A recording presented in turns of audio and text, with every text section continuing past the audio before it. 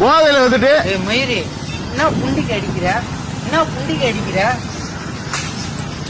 ஒத்த டிடியில வந்தா ஒத்த டிடியை மட்டும் செக் பண்ணோம்.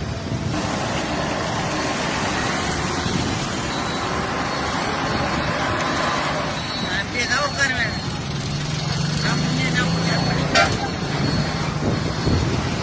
சரங்க 1 மணி நேரத்துல விற்கிறீங்க. நான் குடிக்க விடானா பார்த்தா தடை செஞ்சு எடுத்துருப்போங்கடா. போறியா இல்லையா? அம்மாவை அடிப்பேன். போறீங்களா இல்லையா? போடா. ஏய் போடா புரியல. இப்ப எனக்கு நீதி கிடைக்கணும். இந்த பதில் எனக்கு